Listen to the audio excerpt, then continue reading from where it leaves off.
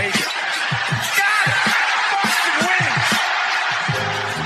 Two legends in basketball analysis with over 70 years combined experience.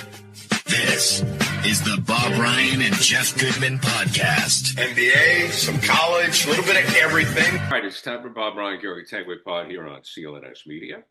We are brought to you by Prizepicks, North America's #1 daily fantasy sports app. Download today and use code CLNS to get $50 when you play 5. Prizepicks, run your game.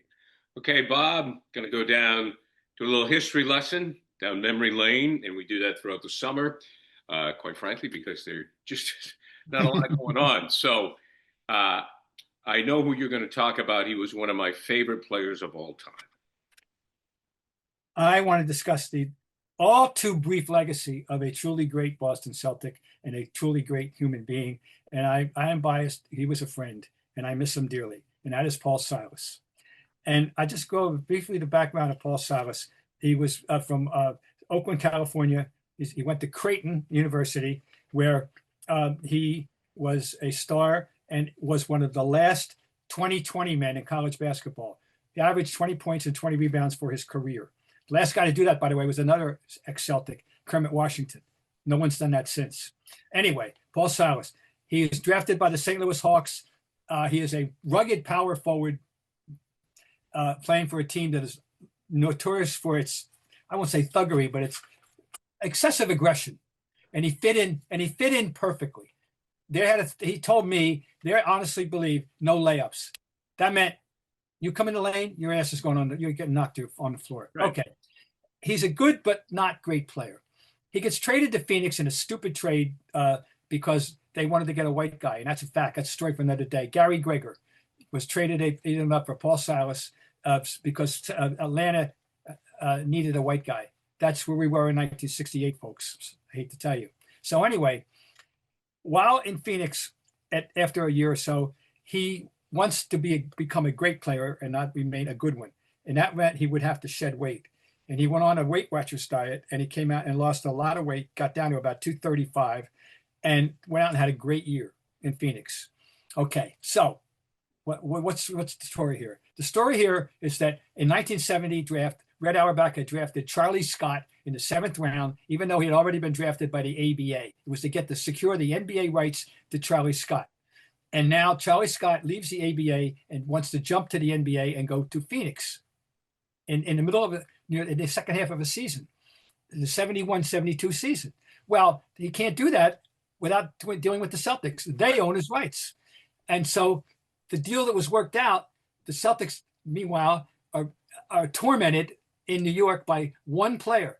It wasn't Willis Reed. It wasn't Walt Frazier. It wasn't Earl Monroe. It wasn't Bill Bradley. It was Dave DeBusschere who drove them crazy. And they did not have a Dave DeBusschere deterrent. Well, they felt that Silas might be that Dave DeBusschere deterrent, and they traded and got Paul Silas. So here's what the results were. In 4 years with the Boston Celtics, Paul Silas won 2 championships and got the 2 conference finals. His overall team record in his 4 years, 238 wins and 80 losses, which included the 68-win team his first year. He became what I call the conscience of the team. This is a man's man. This is a guy that intellectually superior, physically superior, understood the game. We became very friendly. He taught me so much, certain little tricks he had about how, for example, he didn't throw great outlet passes, but he advanced a fast break. He got the rebound. He said he was trying to have his momentum carrying him forward and take 2 or 3 quick dribbles toward the foul line, and then get rid of the ball to start the fast break. Then he taught me how he had a sneaky trick about getting offensive rebounds. He ran out of bounds and came back in on the other side. Okay, he was a great defensive player. He had a sneaky little one-hand push shot. He wasn't an off-sun shooter, but one time he did make 7 in a row. I never let him forget it. But anyway, he was an indispensable part of the team. In 1974-5, when Dave Cowens broke his foot in an exhibition game in Asheville, North Carolina, and missed the first 17 games of the season, guess who led the NBA in rebounds when Dave Cowens came back after game 18? Paul Silas at 6'7". Didn't he lead the league one year in offensive rebounds? Well, nobody was keeping track in those days. Okay. That was, but he was a noted offensive rebounder, no question. Anyway, he was just an integral part of the two championship teams, and just he kept the team honest. He kept everybody honest. I'm telling you, and his impact was so profound that then at the end of the 75-76, his contract's up, and he's a businessman. He wants to get paid properly, and Red balked at what Silas and his agent wanted, and it was more than Havlicek was making at the time. And Red wasn't paying anybody more than Havlicek. Yeah. And they couldn't come to an agreement. He winds up trading Paul Silas to the Denver Nuggets for Curtis Rowe. Okay. Later on, Sidney Wicks comes as a reparations. And anyway, so he goes from having a profound positive effect on the team to having a profound negative effect on the team by getting himself traded. The other residual thing was Paul, with Dave Cowens, was, among other reasons, but this is one of them, was so distraught and angry and upset losing his rebound companion buddy, he leaves the team. He went on his famous sabbatical. And one of the reasons was he missed Paul Silas. How about that? Meanwhile, Silas goes on to Seattle eventually. Wins the title in 78 and eventually retires. And is an outrageous omission from the Hall of Fame. He's one of the few guys of consequence who had more rebounds than points. He had over 10,000 of each. And he should be, his contribution, and I'm not alone in thinking this, he should be in the Hall of Fame. Regrettably, he died last year, 2024. And I was privileged and honored to speak at his funeral. And I was shocked when they asked me to do it. And I was so thrilled and shocked. But he was a truly great Celtic. And his number is shared 35 as he retired along with Reggie Lewis.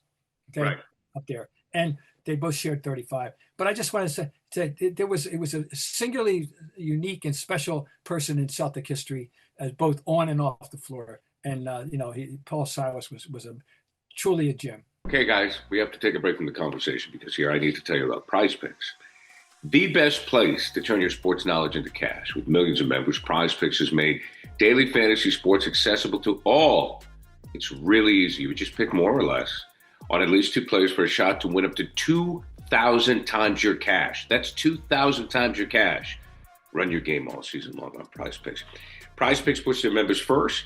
All withdrawals are fast, safe, and secure. So you make some picks. You pick right, more or less, during the baseball pennant race. And it's really easy to get your money because withdrawals are so fast, safe, and secure. When your picks hit, you can get your money as quick as 15 minutes. Prizepicks offers Venmo, Apple Pay, MasterCard, and more for quick and easy deposits in your account for every sports season. I guess, hey, baseball heating up. You love to get your money fast after you win or after you may win on Prizepicks. Every Tuesday, Prizepicks will discount their projections on the board, several projections, usually by 15 to 25%. So it is a great deal. Prizepicks. I mean, look, Ohtani, is he going to have more than 3 RBIs? Is he going to have more than 6 strikeouts? What's Judge going to do? More or less home runs? That's how you do it.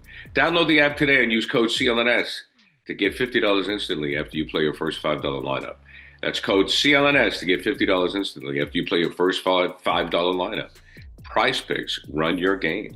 For those of you listening to the show, we ask that you subscribe to the podcast, like and leave a review. And for those watching the show on CLNS, go ahead and hit that like button and subscribe to the Celtics All Access YouTube channel, where you can find our show and a lot of other great Celtics content. Also, please make sure to turn on your notifications so you know the instant a new video drops.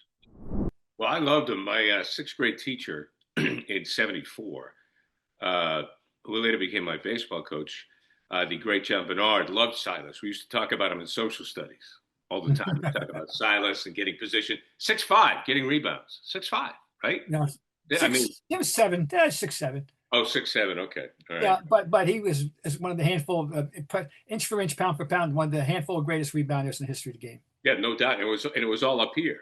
And he had great little inside moves, by the way. He scored 20 points a game in college, as I said. And he he wasn't out there to score, but he could do it. But his value just so far transcended scoring. Was his best year coaching with the Knicks? Did he coach the Knicks? He coached, he coached Charlotte. He coached. I don't know if he coached the Knicks. No, I don't think so. Were you surprised that he was a coach?